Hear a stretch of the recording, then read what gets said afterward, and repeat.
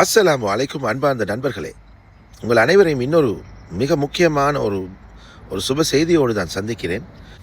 இது ஒரு நல்ல செய்தி தான் என்றாலும் இது எவ்வளவு நாளைக்கு நீடிக்கும் என்பது தெரியாது. ட்ரம்ப் தனது கடைசி ட்ரூத் சோஷியலில் அப்டேட் பண்ண விஷயம்தான், a big day for world peace, Iran want it happen இப்படின்னு எல்லாம் குறிப்பிட்டு அவனுடைய கடைசி பதிவில் மட்டுமில்லாமல் அதற்கு முன்னைய பதிவுலையும் கூட கொஞ்சம் 2 கிழமைகளுக்கு ஈரான் சீஸ்ஃபயருக்கு இணங்கி இருப்பதாக குறிப்பிட்டிருக்கிறான்.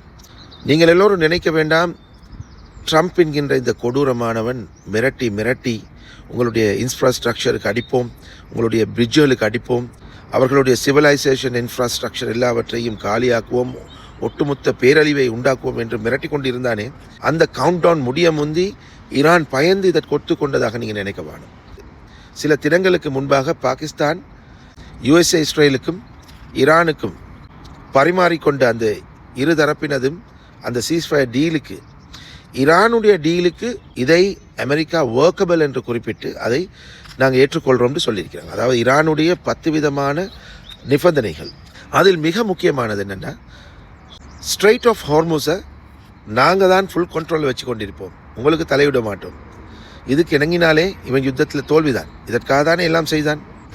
அதே போல் எங்களுடைய பவர் பிளான்ட் மற்றும் சிவிலைசேஷன் இன்ஃப்ராஸ்ட்ரக்சர் எதுக்குமே தாக்கக்கூடாது என்று குறிப்பிட்டிருந்தார்கள். அதே போல் மத்திய கிழக்கு நாடுகளில் இருக்கக்கூடிய US மிலிட்டரி பேஸ்கள் முழுமையாக அவர்கள் விட்ரோ பண்ணிட்டு போகணுன்றதும் ஒரு பிரதானமான குறிக்கோளாக, ஒரு பிரதானமான நிபந்தனையாக முன்வைக்கப்பட்டிருக்கிறது. அதையும் இவர்கள் இணங்கினால்தான் இந்த சீஸ்ஃபயருக்கு இணக்கம் தெரிவிக்க வேண்டும். இந்த இடத்துல ஈரானுடைய ஃபாரின் மினிஸ்டர் அப்பாஸ் ஆரச்சி அவர்கள் இந்த 10 விதமான நிபந்தனைக்கு US இஸ்ரேல் இணங்கினால் நாங்களும் சீஸ்ஃபயருக்கு தயார் என்று தான் கூறியிருக்கிறார். எனவே அமெரிக்கா தரப்பில்தான் இவர்கள் அதற்கு பிறகுதான் இவங்களுக்கு கவுண்ட் டவுன் கொடுத்து பேரழிவை சந்திப்பீர்கள் என்று கூறி, நேற்றைய தினம் உங்களுக்கு காண்பிக்கிறேன், சில வீடியோ பாருங்கள். நேற்றைய தினம் ஈரானில் அந்த கவுண்ட் டவுன் முடியும் நேரம் வரை 20 மணித்தியாலத்துக்கு மேலே அந்த மக்கள் இவர்கள் எங்கெங்கெல்லாம் தாக்குவதாக சொல்லியிருந்தார்களோ அங்கெல்லாம் பல்லாயிரக்கணக்கான மக்கள் போய் பாதுகாவலாக கேடயமாக அந்த பாரிய பிட்ஜுகளுக்கு அருகிலும் மிக முக்கியமான பவர் பிளான்ட்ஸுக்கு முன்னாலும் நின்று கொண்டு மாஷா அல்லா ஜிஹாதிகளாக, வீர பெண்மணிகளாக, வீரர்களாக நின்று கொண்டிருந்தார்கள். இதனை எதிர்வு கொள்ள வக்கில்லாமல் தில் இல்லாமல் தான் இவ்வளவு பேரையும் அழித்து தான் இந்த அரக்கன் அவனுடைய இந்த பிடிவாதத்தை நிறைவேற்ற வேண்டும் என்று அவனுக்கு விளங்கியதால் தான் அவனுடைய கவுண்ட் டவுன் முடிவதற்கு 1 மணித்தியாலத்துக்கு முன்பு பாகிஸ்தானுடைய தரப்பில் இருந்து வந்த அந்த 10 விதமான நிபந்தனைகளை ஏற்றுக்கொள்வது போல 2 கிழமைக்கு தாங்கள் இப்போது சீஸ்ஃபயருக்கு ஒத்துக்கொண்டதாக ஒரு பீலா விட்டிருக்கிறான். இது எந்த அளவுக்கு சக்சஸ் ஆகும் என்பதில் நம்பிக்கை இல்லை. ஏன்னால் 50-50% தான்.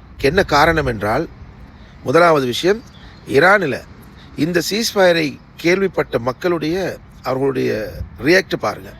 அவர்கள் எல்லோரும் அவர்களுக்கு கிடைத்த வெற்றியாக தான் கொண்டாடுறாங்க. USக்கு டவுன்னு சொல்லிக்கொண்டு US இஸ்ரேல் ஃப்ளாகை கொளுத்தி அவர்கள் வீரமாக நிற்கிறார்கள். இவ்வளவு அழிவை சந்தித்தும், இவ்வளவு இழப்புகளை சந்தித்தும் இன்னும் நாங்கள் உங்களிடத்தில் சரணடைய மாட்டோம் என்பதுதான் அவர்களுடைய நியாயமாக இருக்கிறது.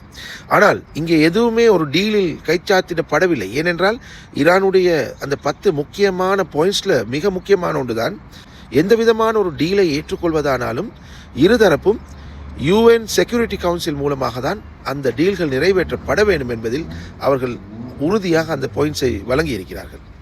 எனவே இந்த விஷயத்தில் ஈரானுக்கு ஏற்பட்ட இழப்புகள், அவர்களுக்கு நடந்த அநீதிகள், சிறுவர்கள் படுகொலைகள், இவை அனைத்தும் பரிசீலிக்கப்பட்டு இந்த 2 கிழமைகளுக்கு மேலாக அந்த சீஸ்ஃபயர் டீல் அது ஓரளவுக்கு வெற்றிகரமாக முடிந்தால் இன்னும் பல வாரங்கள் இது நீடிக்கப்பட வேண்டும். அப்படி நீடித்து தான் ஒரு நியாயம் பிறக்குமே தவிர வெறுமனே இவனுடைய ட்ரூத் சோஷியலில் பதிவிட்டு இவன் அறிவித்து விட்டதால் ஒன்றுமே நடக்கப் போவதில்லை. எனவே நாங்கள் இதனூடாக மிட்லீஸ்டில் பீஸ் வருவதென்றால் நாங்கள் அதை விரும்புகிறோம். அல்ஹம்துலில்லாஹ். இந்த 2 கிழமைகளுக்கு இருதரப்பும் அவர்களுடைய தாக்குதல்களை நிறுத்திவிட்டு பேச்சுவார்த்தைக்கு போனால், சமாதானத்துக்கு போனால், ஈரான் தரப்பில் அவர்கள் தெளிவாக இருக்கிறார்கள். அவர்களுக்கான நஷ்ட ஈடுகள், மீள் கட்டி அமைப்பு, அதே போல ஹொர்மோஸில் அவர்களுடைய முழுமையான கட்டுப்பாட்டில் வைத்துக் கொள்வது, இப்படியாக எல்லா விதமான அவர்கள் தரப்பினது கோரிக்கைகளும் நிறைவேற்றப்படக்கூடியதாகவே தென்படுகிறது. இதற்கு அமெரிக்கா இணங்குவதானால் இவன் என்ன இதுக்கு தான் போருக்கு போனான் என்ற கேள்விதான் எழும்புகிறது. ஏனென்றால் அங்கே ஹோர்மோஸையும் இவனுக்கு கைப்பற்ற முடிய போவதில்லை. வீணாக அவர்களை தாக்கிவிட்டு நஷ்ட ஈடை இவனே வழங்குவதற்கான ஒரு திட்டமாக தான் இருக்கும். இதையும் மத்திய கிழக்கு நாடுகளிலிருந்து தான் பிச்சை வாங்கி கொடுக்கப் போகிறான் என்பதுதான் என்னுடைய யூகம். இப்படியான விஷயங்கள் நிறைவேறுவதற்கு ஒரே ஒரு விஷயம்தான் முற்றுக்கட்டையாக இருக்கிறது. அது என்ன தெரியுமா?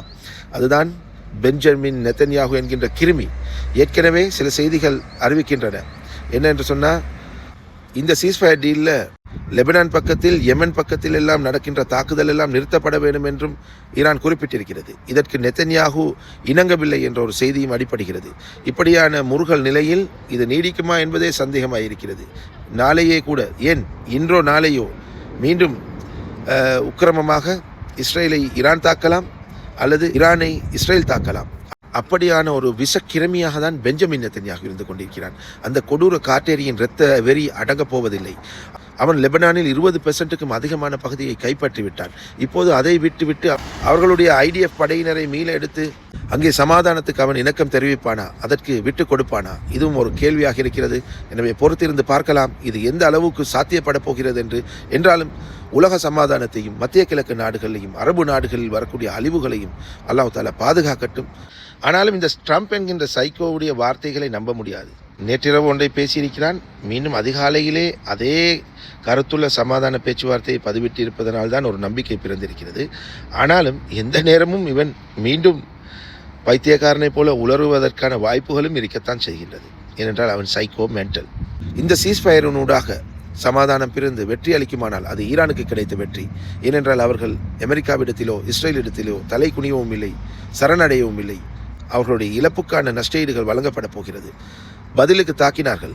இந்த கொடூர காட்டேரிகளை இறக்கும் அளவுக்கு அடித்திருக்க வேண்டும், சுக்குநூறாக்கி இருக்க வேண்டும். இதுதான் ஒரு சாதாரண மனித உரிமையை மதிக்கக்கூடிய ஒரு மனிதனாக எங்களுடைய உள்ளம் கெஞ்சி கேட்கிறது.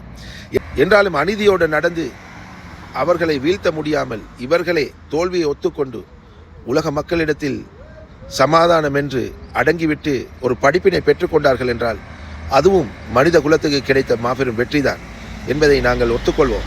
இன்ஷா அல்லாஹ் பொறுத்திருந்து பார்ப்போம் அடுத்த கட்டம் என்னென்ன நடக்கின்றது என்று. எனவே உங்களுடைய மேலான கருத்துக்களையும் தெரிவியுங்கள். முடிஞ்சளவும் எங்களுடைய பதிவுகளை ஷேர் பண்ணுங்கள். ஏனென்றால் இதில் பல தந்திரங்கள், சூழ்ச்சிகள் இருக்கிறது. இந்த போரை ஈரான் மீது ஆரம்பித்து இஸ்ரேலுக்கு லெபனான் பக்கத்தை தாரை வாத்து கொடுப்பது தான் ட்ரம்புடைய நோக்கமாக இருந்திருக்கிறது. ஈரானை யூஎஸ் தாக்கும் போது பதிலுக்கு அவர்கள் யூஎஸ் தளங்களை மிடில் ஈஸ்டில் தான் தாக்கப் போகிறார்கள். அதனால் அழிவதும் முஸ்லிம் மக்கள் தான், அரபு நாடுகள் தான். இந்த தந்திர உபாயங்களை கையாண்டு ஈரானை இந்த பக்கம் திசை திருப்பி லெபனானில் அவனுக்கு அடிக்க வேண்டுமான இடங்களுக்கு அடித்த இடத்தை பிடித்துக்கொள் என்பதுதான் நெத்தன்யாகுடைய ட்ரம்புடைய சூழ்ச்சி. அந்த சூழ்ச்சியில் அவர்கள் வெற்றி பெற்றுவிட்டார்கள். என்றாலும் எங்களுடைய முஸ்லிம் சமூகம் தோல்வியுற்றது. அரபு நாடுகள் இதை விளங்கும் அளவுக்கு அல்லாஹ் தஆலா ஹிதாயத்தை கொடுக்கவில்லை. அதுதான் கைசேதம். என்றாலும் நாம் அனைவரும் தொடர்ந்து பிரார்த்திப்போம், தொடர்ந்து ஆலோசிப்போம், தொடர்ந்து கலந்துரையாடுவோம். இன்ஷா அல்லாஹ் அடுத்த பதிவில் சந்திக்கின்றேன். நான் உங்கள் அன்புக்குரிய நண்பன் நஸ்ரின் நிசாம்தீன். அஸ்ஸலாமு அலைக்கும் வரஹ்மத்துல்லாஹி வபரகாத்துஹு.